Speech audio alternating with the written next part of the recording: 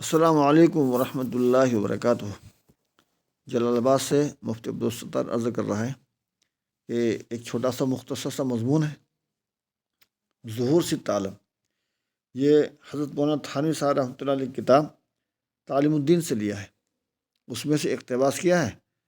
بندہ مطالعہ کر رہا تھا تو یہ مضمون بہت اچھا معلوم ہوا، اس لیے پیش خدمت ہے۔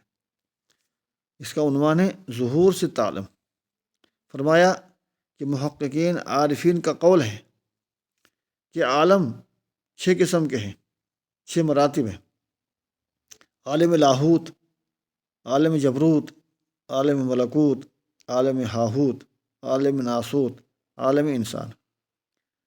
اور فرمایا مگر یہ تمام عالم سلوک میں کوئی ایسے مقامات نہیں ہیں جو مقصود ہوں، اور سالک کو ان سے کسی قسم کی ترقی باطنی ہوتی ہو، کیونکہ عالم ناسوت سے مراد عالم انسان ہے، اور عالم ملکوت سے مراد عالم ملائکہ ہے، اور باری تعالیٰ کی ذات اور اجمالی صفات کے درجے کو جبروت کہتے ہیں، اور جبروت سے صفات الہی کا اجمالی درجہ ہے، اور لاہوت سے مراد ذات باری تعالیٰ کی صفات الہی کا تفصیلی درجہ ہے،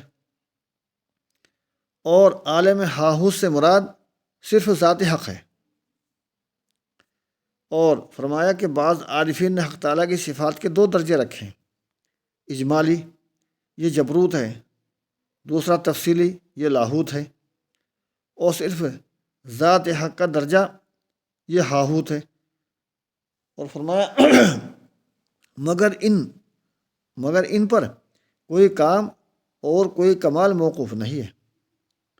مقامات اور چیز ہیں جو کہ مقصود ہیں اور سلوک میں مطلوب ہیں، مثلا تواضع، صبر، شکر، عبدیت، فنائیت۔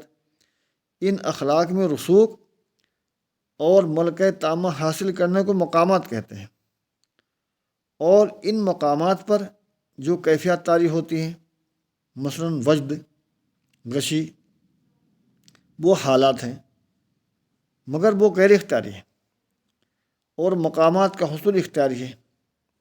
اس لیے مقامات کے حصول کی کوشش ہونی چاہیے۔ انتباہ، فرمایا کہ سب سے اخیر میں انسان پیدا ہوا ہے، اور اللہ تعالیٰ نے اس انسان میں ہر طرح کی صفات پیدا کر دی ہیں، اسی وجہ سے انسان کو جامع صفات الہیہ کہتے ہیں۔ یہ چھوٹا سا مضمون پیش خدمت ہے۔ السلام علیکم ورحمۃ اللہ وبرکاتہ۔